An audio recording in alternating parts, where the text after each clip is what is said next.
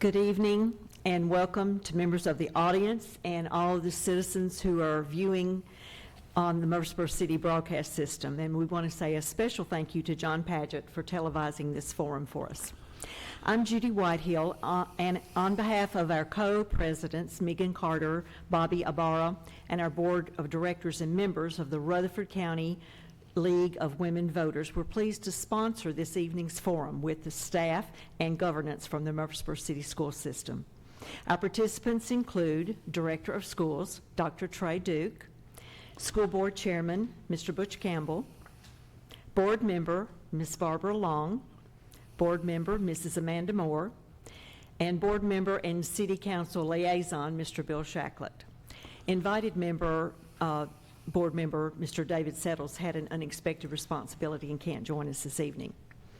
The League of Women Voters, with over a century of history, is a nonpartisan, activist, and grassroots organization that believes voters should play a critical role in democracy. Our moderator this evening is Ms. Leanne Carmack, an alumnus of MTSU. She served as director of the MTSU Performing Arts Company for over 25 years. She's an active member of the American Association of University Women and has served on the League of Women Voters Board. Ms. Carmack will now explain the process and the order of tonight's forum. Good afternoon, everyone. Good afternoon. Good evening. Tonight, I'm going to ask each of you individual questions. I'm going to start with Dr. Trey Duke. You will have between 2 and 3 minutes to answer those questions. Judy is going to keep us all in line and keep us on time. So once I ask Mr. Duke a question, I'm going to go to Amanda Moore, Butch Campbell, Bill Shacklet, Barbara Long. Okay. Dr. Duke, can you explain the primary sources of revenue for Murfreesboro City Schools and describe how you collaborate with the City Council during their budgeting meetings? Well, first of all, thank you to the League of Women Voters for having us here tonight. We're thrilled to be here and talk about the great things that are happening in Murfreesboro City Schools. But those great things do take money, and they take a lot of it. So we have several different pots of money that really make up our budget. Our general purpose or our operational budget has about $107 million in revenues this year that have come in. So it is a very robust budget we look at, and that's just one kind of our main operational budget. We also have about $7.1 million we get in federal funding. That really goes to serve our at-risk populations, whether it's our low-income families, our English as a second language family, our homeless families, and that, again, our special education students is a substantial piece of our budget as well. And then we also have about $7 million in school nutrition funds that also come from the federal government. But when we look at that larger main operational budget of about $107 million, the majority of that, or about 60% of that, comes from state funding directly from the state of Tennessee. So it's a little over $63 million we receive. That's based on our enrollment from the previous year, and that's really important. So that's based on previous year funding. Every student generates an amount of money based on the services they receive, and that comes to us. About 30% of our budget comes from local tax dollars, the main portion of that being our property tax and our sales tax dollars here in Rutherford County. That does come from the county level, and we get a proportional share for the percentage of students that we educate here in Murfreesboro City compared to the county at large. So roughly in Murfreesboro City, we educate right around 14.7% of the students. So we receive 14.7% of the property tax dollars and the sales tax dollars for educating those students. And then finally, we receive an allocation directly from the city of Murfreesboro for our operational cost. That's about $7 million, a little over $7 million, and that represents a little less than 7% of our budget. So again, those are our three main sources, directly from the state. That's the largest part. Of course, our local tax dollars, and then what the city also allows and puts into our budget. We work very closely with the city. They have final approval of our budget, the city council does, after our school board approves it. They've always been very gracious to us to approve it as what we've needed. So our school board does a lot of the legwork and really planning out that operational budget, and then we present that to city council for their final approval. Okay, thank you very much. Mrs. Moore, as a board member, do you visit schools? And if so, can you tell me about your interaction with students and teachers when you do go visit the schools? Sure. Yes, I try to visit the schools as much as I can. It's kind of funny, when I first was elected to the school board, our director of schools at that point was Dr. Linda Gilbert. And I had probably been on the board just a few months, and I was talking with her, and I mentioned that, I thought it would be really helpful as a new board member if I just visited some schools, just kind of dropped in and saw what life was like in the schools. And she said, yeah, I see where you're going. And she said, but I want to, you need to be aware that even though you have good intentions doing that, you're a board member. And even though you think you can just go in and see what life is like, if a board member shows up out of the blue, it's going to create a disruption, whether you intended it to be a disruption or not. So she really advised me not to just make drop-in visits to school. And I think in retrospect, that was really good advice. So instead of, what I thought I was going to do, instead I just, anytime I get an invitation to school, if it's from a teacher, a principal, some staff member there for some event, I try to go. And the reason is that it does give me a chance to see what's going on in the schools, what they're like, and you realize each school has its own environment and its own culture, and you can kind of pick up on that. And I think also just being there when people see you in this non-threatening role, just hanging out, doing the things they're doing, my hope is that it builds some sort of trust or approachability. And so if you're there, if you're a regular, presence there, then when people do have an issue or a question, that they feel more comfortable to come to you and express that. Great, thank you. Mr. Campbell, how often does the school board meet first, and what types of communications occur between the board and the school administration between those meeting times? Our board meets twice a month regularly on the second and the fourth Tuesday. Now, there are times when we have other meetings, like it may be a retreat or it may be a special call meeting. We may meet more, we will meet more during budget times, but those are the normal 2 times. Now, communication between board members and, if you're talking about school administration or central office, board members between each other, we cannot contact or discuss with each other board members anything that might be voted on by law. That says it now. I can call Barbara or Amanda and talk about the weather, whatever, no problem, but not discuss anything that might create a vote. That would be a violation of the Sunshine Law. With the administration from the central office, Dr. Duke calls every board member, usually on Monday or maybe Friday, after the agenda for the following Tuesday meeting has been posted, to ask to see if we have any questions or any concerns about what's on the agenda before we get there on Tuesday night. As far as communication with schools, I think we all communicate as much as possible with different schools. Amanda talked about visiting. I visit. I know Barbara visits. I think we all visit the schools. And any time, my purpose, my philosophy is, and I tell teachers this and principals, if you got a question, you got a concern, you've got my phone number, you've got my email address, let me know what it is and we'll take care of it one way or the other. Now, I don't go to Dr. Duke and say, guess who called me today about so-and-so?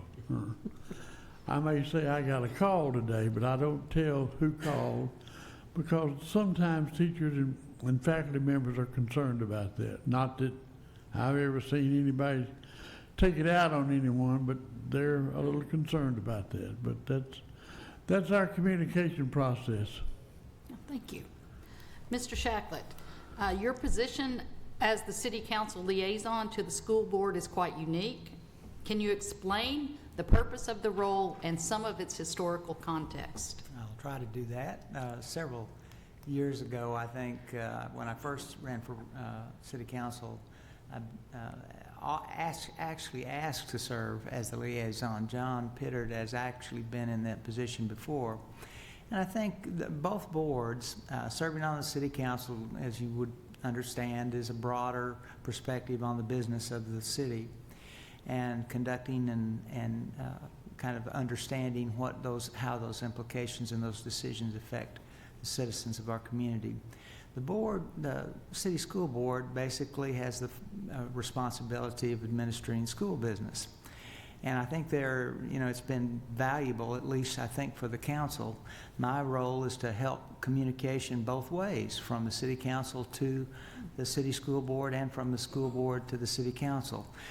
There, as you can understand, probably in public education, there's a lot of nuances to the decisions that are made.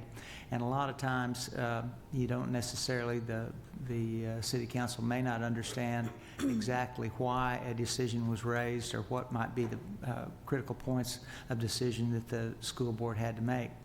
So in my role, I think over the years, I've kind of developed a relationship with the people on the school board and hopefully have helped to communicate their desires, their needs to the city council so that they can adequately fund those interests of the city school boards. Quite honestly, I've enjoyed both my girls. Well, actually, I was educated in Murfreesboro City Schools as a child, and both my girls went to Murfreesboro City Schools. So I served as PTO presidents in 2 or 3 schools in Murfreesboro while my girls were going, and it always has been, public education has always been on my heart, a real important part. I always told somebody the other day, they said, if you hadn't been a photographer, what would you have done? And I told them I thought I probably would have enjoyed being a teacher. Thank you very much. Ms. Long, what is the current issue facing the school system, and how is the board addressing it? I think one of the things that come to my mind is growth, our city's growth. As everyone is aware, if you've driven down Church Street or Memorial tonight. I'm a hometown Murfreesboro girl, and I would go through neighborhoods, then new subdivisions, and think, oh wow, this is going to be great, this is beautiful. Now in my current seat, I think, okay, how many children are coming out of this neighborhood, and where are they going to be zoned? So that's really kind of on the top of our list. The city council does a great job of, and the city planners, of allowing us to know exactly where things are going to be developed, and we pull permits and look and see how many lots are being sold and what kind of size houses are going to be built in that area, and then how is that going to affect the school in that particular zone. We do some shifting sometimes in our schools that are pretty tight. We'll move a 6th grade from one location to another location that might have a little extra room. Recently, we opened the pre-K building on Cason Lane that freed up quite a bit of space in our schools. So we try to kind of keep a handle on all of those things and not spend unnecessary tax dollars. That's great. Thank you. Dr. Duke, what is the process for recruiting new teachers, and how do you partner with local universities and colleges to find those candidates? Well, we are always recruiting new teachers. Yes. And I say we talk a lot about recruitment, but one of the goals we have as a district, and I always like to point this out, is we have to make sure we are retaining the teachers that we have. And that really goes back to a supportive board that gives adequate pay, really invest in benefits and great working conditions. But we also know we're always going to have to recruit new teachers. So we work really closely, obviously, with MTSU. It's a huge blessing we have. One of the things that really rung true to me when I received this position was that I want to take full advantage of having such a large university in my backyard. And how do we maximize on that? Last year, 47% of our new hires came from MTSU. Now, we get them from a lot of different schools. I think we probably had 30 different universities represented last year.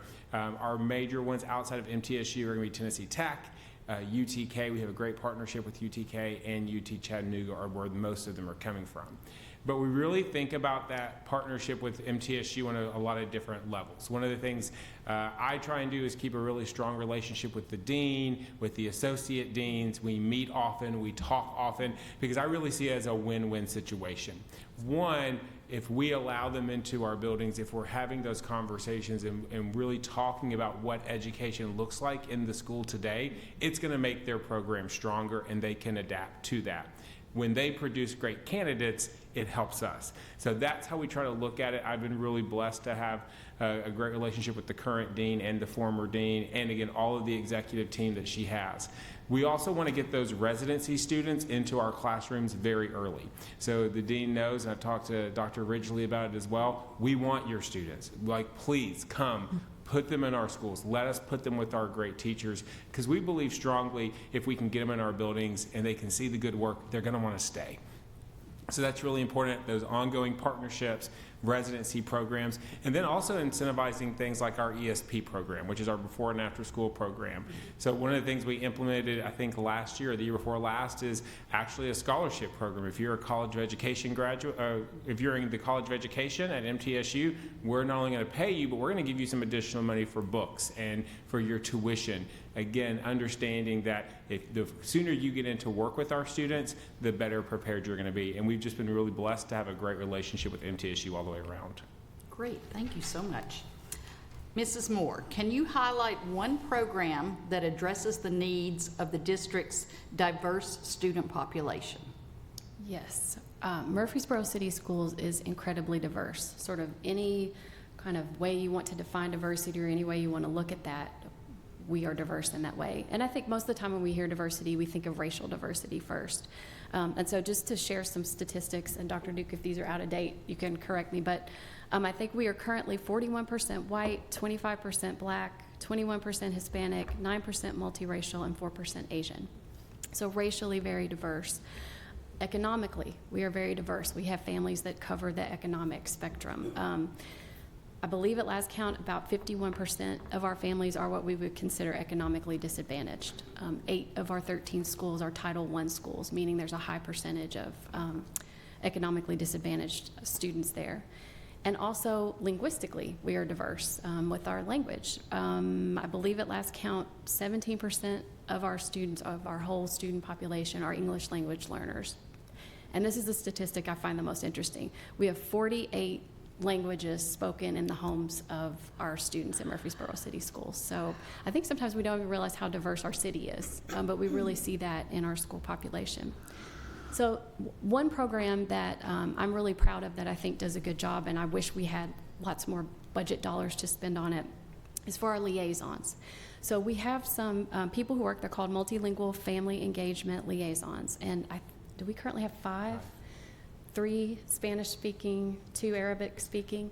And so they wear many hats, but mostly their job is to be that liaison, that go-between between families who may not speak English as their first language, and to make sure that they do not feel separated from the school system, and that they know what's there, what programs are there, what their kids are doing, and so they can really take advantage of what City Schools has to offer to their students and their families. We also have another liaison that's our Students in Transition liaison, who works with families experiencing homelessness or our students experiencing that. Again, just to make sure that that bridge to the child's education can be as unbroken as possible, so that we can make sure all our kids can take full advantage of what we have to offer in our district. Thank you. Chairman Campbell, does the board have any role in hiring or managing school personnel?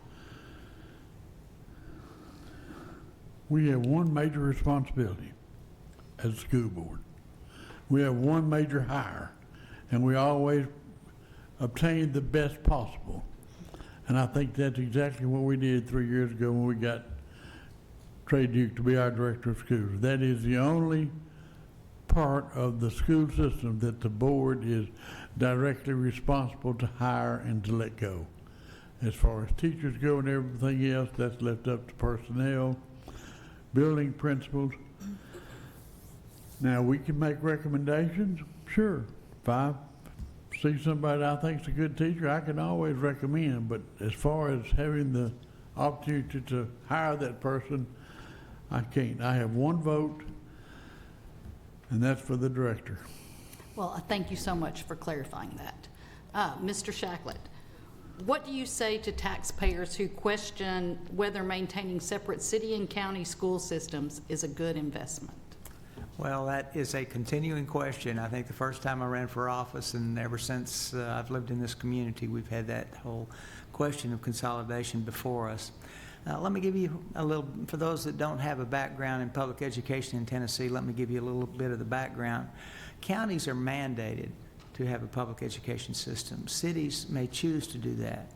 The first point would be, why would they choose to do that?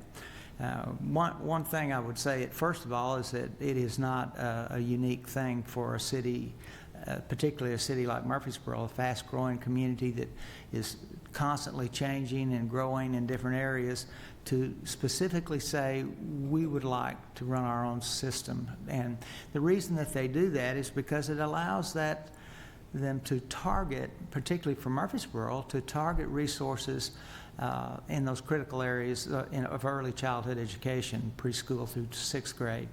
And then to not necessarily have to, or to basically use those resources and not be absorbed in the larger context of the county, making decisions that might affect other communities in our county. So we can choose as a city to be able to put resources into the nuances that address particularly our student population, as we've just talked about, the diversity that has changed over a period of years. And then the other thing I think is to realize that they work very well together. Having two systems is bigger is not necessarily better. I think over the years we've proved that we've got not just one, but we have two excellent school systems in our county that serve effectively our children and our community. And there's a little nuance to this that I think we said how it would help and benefit the city, how it helps the county in the fact that it takes 9,300 students approximately. I think the director said 14% or 15%. Of our those students' capital expense. In other words, that what it takes to public educate, those capital expenses, the buildings, those capital expenses are met by the city, as opposed to, and it takes them off their books and off their responsibility. So it benefits the county and it benefits our city. Thank you so much. And speaking of crowding, seems to be a theme we have here. Mrs. Long, what role does the school board play in the review and approval process of charter school applications? Well, since I have been on the board, we have not had an application.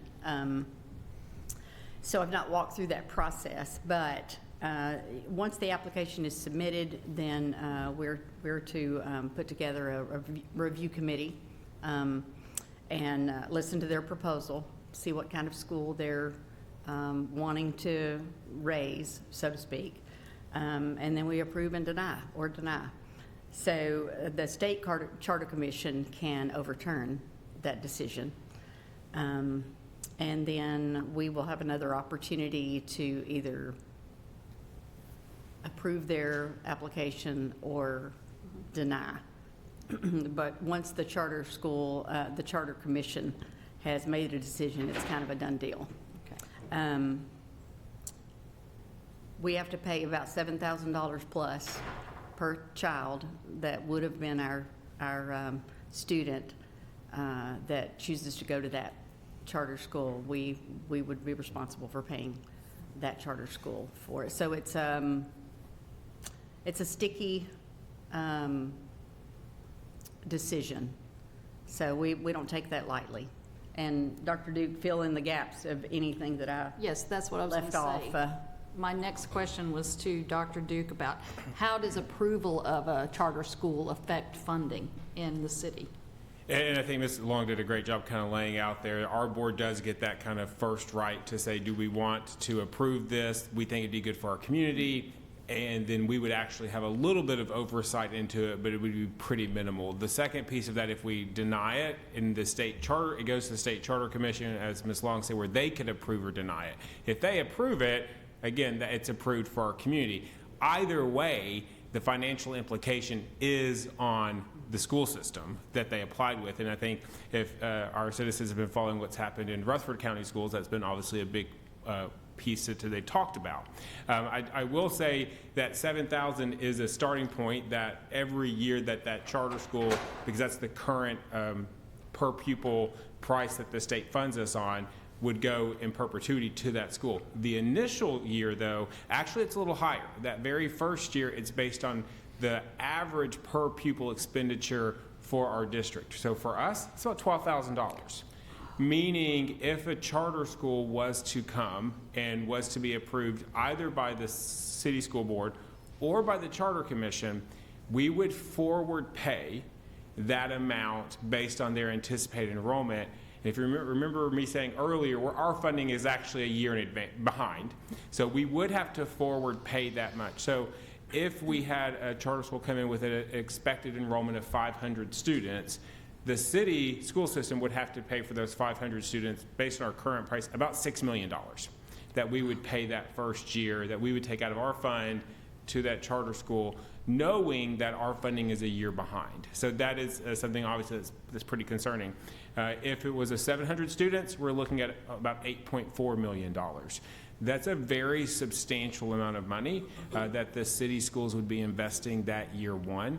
And I think a concern we have is obviously with a growing community like ours, a school may open with 500 students, but because of the way we grow, we would not anticipate a decrease in our operational expenses. And therefore, because we're a year behind in our funding, it really creates a situation that becomes a real financial issue for the school system. Thank you. Mrs. Moore, how do you communicate with parents outside after a board meeting? Or how do you communicate with parents that elected you? Yes, so direct communication to parents, really, the board doesn't really have a way to do that. That mostly comes from the district or from their principal or their teacher. That's the kind of direct communication that most parents are receiving. However, if parents want to contact us, that's welcome. As Mr. Campbell pointed out, we welcome that and try to foster an environment where people feel comfortable doing that. So they can contact me or any board member, I think, with through email, a phone call if they've got the number. If people are on social media, they can reach out that way through a message. I try just personally to use social media for that to the extent that you can, just to kind of post little updates. You know, here's what the board is looking at. Here's what we did at our last board meeting. Here are some school visits I went on, just so people can see beyond what their child's experience is, or even for the community if they aren't directly affiliated with Murfreesboro City Schools. So people can see really the great things and just the wide range of things that go on in our public school system, and also the type of decisions that the school board makes that I think some people may not have a good understanding, which is why this forum is so great. So thank you for doing it, to understand what the difference is between decisions the board makes versus things that teachers and parents and principals may be making on a more direct level for their student. Thank you. Back to you, Chairman Campbell. How far in advance do board members typically receive their meeting materials, and how does that timing support effective decision-making? The agenda for every school board meeting is developed by the director and the board chair. Normally, in most cases, the agenda is posted on Friday before we meet on Tuesday. Therefore, every board member has an opportunity to look over that agenda. Dr. Duke then calls on Monday, usually, or maybe Tuesday, to each board member to see if there are any questions. If there's a question I have about something coming up, that's my opportunity I can talk to Trey about and ask him about. So the agenda is printed well in advance of our meetings, and there's no reason for a board member to go into a school board meeting without knowing what's coming up. Thank you so much. Mr. Shacklett, during the city's annual budget hearings, what concerns are typically raised about school funding, and do those discussions include plans for potential new school locations? Well, the important part of these kind of discussions is heads up and prior awareness of what's going on. And you know, I want to really commend the existing school board and Dr. Duke and his team. The relationship between our school board and our mayor and city council has just been amazing. They attended our workshop that we had when we talked about a lot of issues related to our CIP, which is extremely complicated, and the price tag is huge and probably going up as we speak. But prior knowledge of what is the expectations, what are those issues between the relationship between the city and the city schools, I don't think it's ever been any better than it is right now. We are, and that's really critical as we start to make these decisions as to where we're going to put dollars. I know they're doing an extremely good job of trying to find extra space, and the city's worked with them, with the city schools.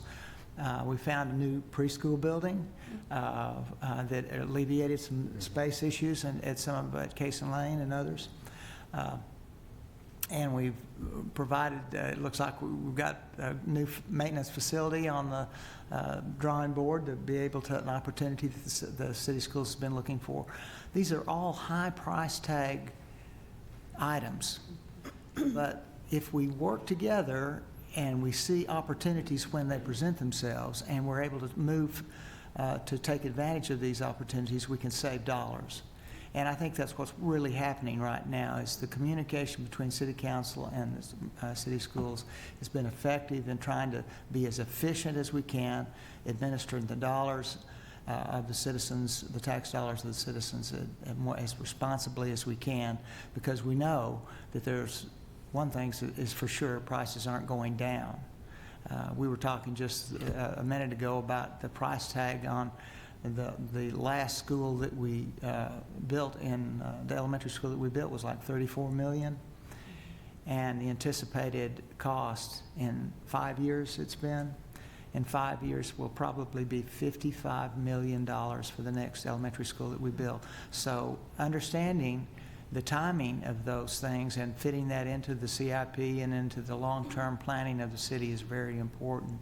And by the way, we have identified an opportunity for the next location for an elementary school in our Veterans Park area. So that land is purchased, and it's one of the things, you know, one of the more expensive things and the hardest things to put together is land. You know, the one thing they're not making any more of is land, and those opportunities are few and far between when you're talking about the number of acreage that it takes to do an elementary school. But the city's we're ahead of the game in that right now, so at least we've got that moving forward. But I think, you know, we all need a little pat on the back for our ability to work together and do what we have to do efficiently and effectively. Great, thank you. Mrs. Long, we've heard a lot about recruiting teachers and the partnership with MTSU. What are we doing to retain teachers? Well, first of all, competitive pay is critical. We are already above the state guideline for competitive pay. Our starting teachers are at about $50,000. I taught for 31 years. That was not my starting pay. Making sure that we give teachers a voice is huge. Making sure that our principals have the comfort level in their buildings, that they're approachable, that they're in and out of the classrooms quite a bit, is huge. It creates that climate of just ease. And then Sherry Arnett, who is our curriculum instruction person, she does a fabulous job making sure that we have professional development on a monthly basis, that teachers are actually getting the training that they need in reading and math and science and all those different areas. And that builds confidence with teachers. And with teachers that feel good in their position, feel like they're making a difference, they'll stay. They'll stay. You know, we have, Dr. Duke does roundtable discussions with any faculty member that wants to come and discuss successes or concerns or ideas. And then we pay stipends for hard-to-fill positions. So we've got a lot of moving parts, but a lot of pieces that are just helping to make the teaching profession really valuable. So, Thank you. I'm going to round up this. I think we may have one question from the audience. Do you want to ask a question? I didn't know I had a question. Well, because I asked people if they would be willing to take a question. Go ahead, if you'd Hi. like to, Bobby, Good before I evening, give. Bobby Amir. I am one of the co-presidents of the League of Women Voters. First of all, thank you all so much for this opportunity. For democracy to really be effective, people need to be informed and educated, and this really provides, as you had said, Mrs. Moore, about that. So I have a couple of questions for you, if you don't mind. One is, could you, probably this is for you, Dr. Duke, but anyone I guess can answer, is tell us how about your civic education program for your students. Yes, so we follow Tennessee state standards. That's something that's happening in all of our schools, and obviously in Tennessee, civics education is something that our General Assembly feels very strongly about in their work. And so specifically that starts in our younger grades through our social studies curriculum at different grade levels where they're focused on different pieces of civics education. It really comes really clear in 4th and 5th grade, specifically for our students as part of those standards, whether it's in 5th grade where we have a very large focus on Tennessee history, specifically about our state, what we're looking at, or whether they're studying, I believe it's in 5th grade or maybe 4th, don't quote me on that, but I'll find out for you, the branches of government, how our democracy works, the importance of elections, all of that is covered through our social studies curriculum. And as a former 5th grade teacher, it was my favorite part to teach. So definitely making sure our students are well informed of what their civic responsibilities are. Do you, can you also share how you communicate with your parents on issues that might be facing you, significant budget issues, voucher to school discussion issues? How do you currently communicate to inform your parents about what you all are facing as the leadership of the schools? So I'll start from the district, and then I know Ms. Moore mentioned a little bit of her outreach that she's done it with our other board members, but I'll say from a district perspective, our communication really comes specifically from the school level first. We know that families want to hear from their child's principal, from their child's teachers, and so it's really important they keep them informed on the day-to-day happenings of the school system.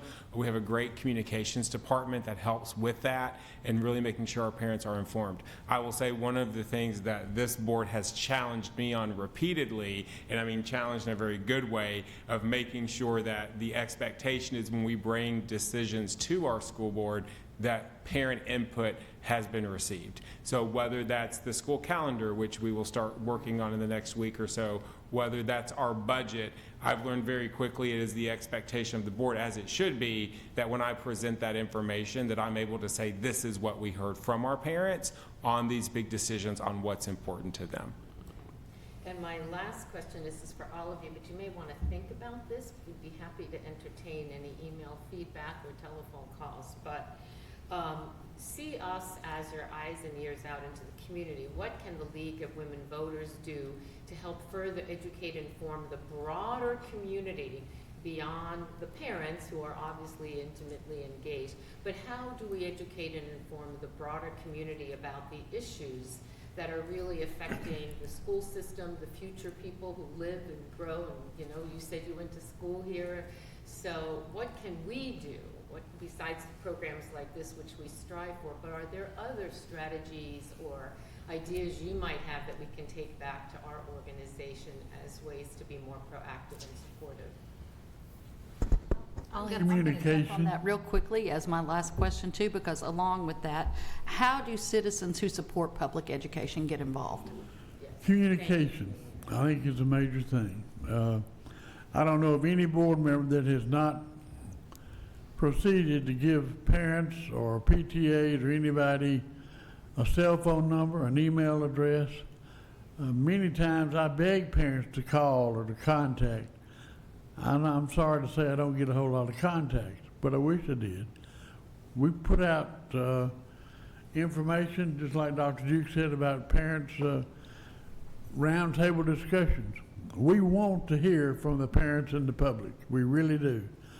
I've been on this board a long time, and I can say that in my years, this is probably the best group of adults and the school board that we have ever had in Murfreesboro City, at least since I've been on the board. They are a wonderful group. They speak well of each other. You don't see a lot of bickering. You don't see a lot of hollering and carrying on at our board meetings like some do. We are a well-versed board, and we get along well, and I think everybody wants to hear from the general public. Am I correct? You are correct. Yes. And being in and out of the schools quite a bit, you get a chance to talk face-to-face with parents and find out what their concerns are, and then we are able to share things that we're working on at the school board level. Yeah, and I would add to that, you asked, how can you help to spread the word about issues we face as public schools? So maybe we should be kind of more reaching out to you when we do have issues. So, the General Assembly is about to start back in January, and that's usually when the big issues, we're talking about issues within the district, but there are big issues statewide that very much directly affect what we do. And we're not in control of those. So we need the public to talk to their representatives, to talk to their senators about these. And I think sometimes, we're all busy, and unless someone sort of puts that issue in front of our face, we may not even be aware that that's something that's being debated or voted on in Nashville. So I know our board, a lot of times if there is a big issue like vouchers, when we face the third grade retention law, our board at our meetings often discuss those things. Sometimes we pass resolutions encouraging our state delegation to vote a certain way. So at those times when we have kind of expressed an opinion as a board, it would be helpful for the league to help us push that message out, that this is what public school boards are asking for from the state legislature. Let me add another point to this, because, I think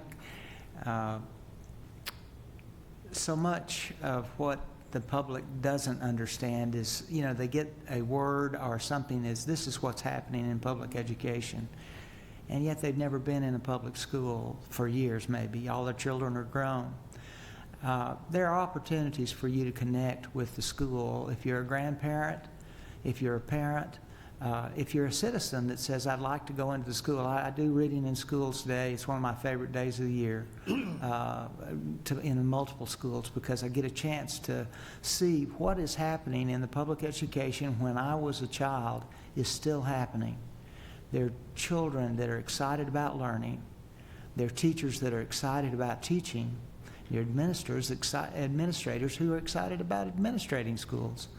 And if you have an opportunity, volunteer, help and support public education, and see what is encouraging that is happening in public education. And then there's another thing that it is still in the genesis section of developing an idea. I think there are broader concerns that I'd like to see the League of Women Voters and others in our community that see that what we are missing, and particularly I think it was highlighted in this last election cycle, is we don't know how to dialogue with people that have a differences of opinion. And we need to learn we need to relearn how to respectfully dialogue over difficult issues. And it is my passion and my desire to create some kind of opportunity for our citizens in our community to have that opportunity. And I think it's all of us that are involved in public service to continually try to create that opportunity for our citizens to learn how to dialogue with each other. It's healthy. It allows us to see each other as human beings and not as adversaries. So, I'm hoping that League would help me figure out exactly what needs to be done and how to go about doing it. Because I think it's not just for children, but it's, the impact of I guess that's the scariest thing about what I saw in this last election, is we fleshed out a way of acting towards each other as adults, and there were little eyes that were watching us and learning that that's the way you conduct a campaign. So anyway, I'm hoping that we can learn a different way. We can chart a different path for ourselves and for the children that are in our schools, and flesh out a different way to do that. Mr. Shacker, you will be hearing from us. We've actually been having internal conversations about a dialogue, across learning how to be more effective communicators with one another. Thank you. So we are definitely working towards that, and I think Cheryl might have a question. Thank you all so much. Thank you. Sure. Hi, my name is Cheryl Griffith. I'm also a part of the League of Women Voters. And my question to whomever would like to answer it is, what is the plan, the policy, or the practice to deal with the book banning issue? With the what? The book banning? Book bannings. Well, I can speak from a policy perspective. So we do have a review policy that's in place, that has been in place, that if someone feels like there's material in our system that may not be appropriate, I will say it's something that is a little, because we only educate pre-K through 6th grade students, a lot of those issues do circulate around high school, and so that's something we don't necessarily deal with. But however, there still may be topics, or there are so many books that our community may have questions about. So we do have an instructional review policy that's on our website that talks about what are the steps you go through if you feel like there is inappropriate materials in our school. And so that obviously starts with the librarian at the school, with the principal, and would put together a committee and then make a recommendation to the school board based on a review of that. We have not had instructional materials challenged formally in that way yet. I will say there are times that we may get a call from a parent that may be, hey, my child or my student is reading this book. I'm not sure that really aligns with what we want for our children. And we try to work with those families to say, okay, let's talk about what an alternative activity may be. What is your concern, and addressing it on a one-on-one basis. But ultimately, it would become the decision of the board if we could not work that out at a lower level. Thank you.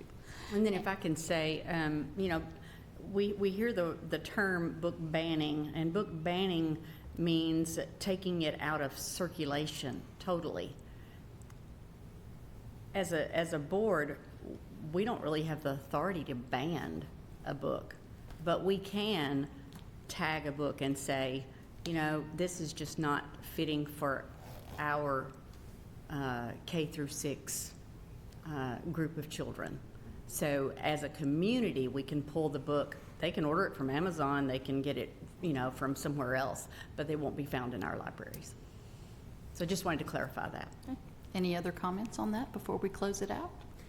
Not about book banning, but I would like to go back and just speak to a moment to what was asked about what the League of Women Voters can do, and I appreciate that question greatly, because again, it does take all of us. And one of the things I would say is why events like tonight are so important. As you said, it's so important we have an informed electorate of what is happening in our schools. And I think sometimes by nature, as Mr. Shacklet said, that because of the national news, kind of everything's on a national news span, that sometimes people assume things are happening in our schools. And I would really encourage family members, citizens who are concerned, call us. Let's talk about what you may be hearing.